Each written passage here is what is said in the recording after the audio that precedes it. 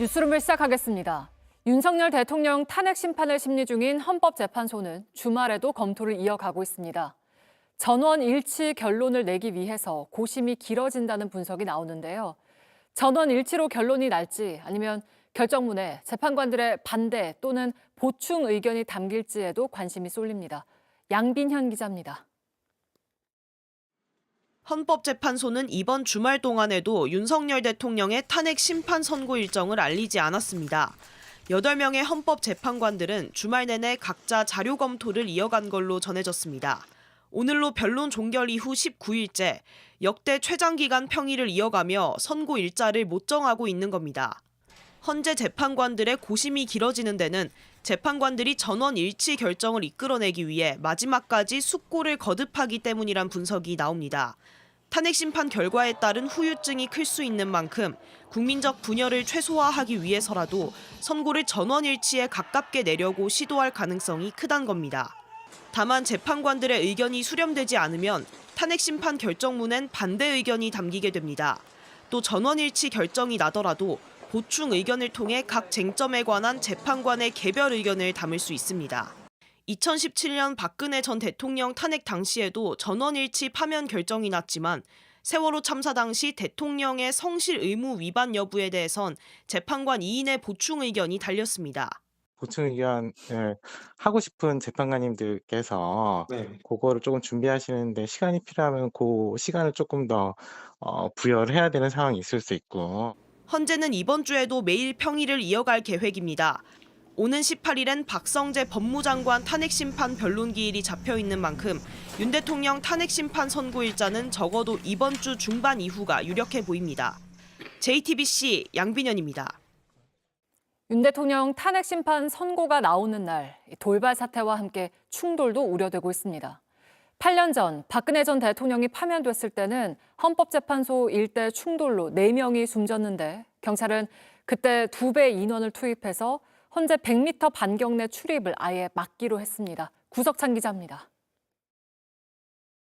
피청구인 대통령 박근혜를 파면한다. 8년 전 박근혜 전 대통령 파면 선고 직후 헌법재판소 일대는 무법천지가 됐습니다. 박 전 대통령 지지자들이 경찰 버스 위에 무더기로 올라가 강목을 휘두르고 유리창을 부수고 경찰도 폭행했습니다. 차키가 꽂힌 경찰 버스를 빼앗아 차벽을 50차례 들이받기도 했는데 이런 소요 사태로 4명이 숨지고 경찰관 33명 등 모두 63명이 다쳤습니다. 집회 주도자는 오늘 헌재가 죽든 우리가 죽든 돌격하자 선동했고 그 결과 대법원에서 징역 1년 6월에 집행유예 2년을 선고받았습니다. 어떤 경우에도 태극기는 멈추지 않습니다. 윤 대통령 탄핵 심판 선고 직후에도 이 같은 물리적 충돌이 반복될 가능성 배제할 수 없습니다. 이미 국민의힘 의원이 3.1절 탄핵 반대 집회에서 헌재를 때려 부수자고 발언해 여당 내부에서도 비판이 나왔습니다. 공수처, 선관위, 헌법재판소 불법과 파행을 자행하고 있습니다. 이 모두 때려 부수셔야 됩니다. 저 부수자! 경찰은 8년 전 사태를 복귀하며 헌재 사수에 나섰습니다. 헌재 인근엔 차벽을 2중 3중으로 세우고 박 전 대통령 탄핵 때보다 2배 인원을 배치하기로 했습니다. 이렇게 출입을 막아 헌재 100m 반경을 진공 상태로 만든다는 계획입니다. 경찰서에서 보관 중인 민간 소유 총기 8만여 정도, 선고 전후 닷새 동안 출고가 금지됩니다. 국회와 대통령 관저, 언론사, 여야 당사에도 경찰력을 배치합니다. 선고 당일 기동대만 2만 명을 투입하는 경찰은 모든 불법 행위에 무관용 원칙으로 엄정하게 대응한다는 방침입니다. JTBC 구석찬입니다. 이번 주 중에 탄핵 심판 결과가 나올 가능성이 높은 가운데 국민의힘은 헌재 결정에 승복하겠다는 게 당의 공식 입장이라고 밝혔습니다. 민주당은 마은혁 헌법재판관 후보자 임명부터 서두르라고 했습니다. 류정화 기자입니다. 국민의힘 권성동 원내대표는 헌법재판소의 결정에 승복하겠다는 게 당 공식 입장이라고 밝혔습니다. 우리 당의 공식 입장은 헌재의 판단 결과에 승복하겠다는 것입니다.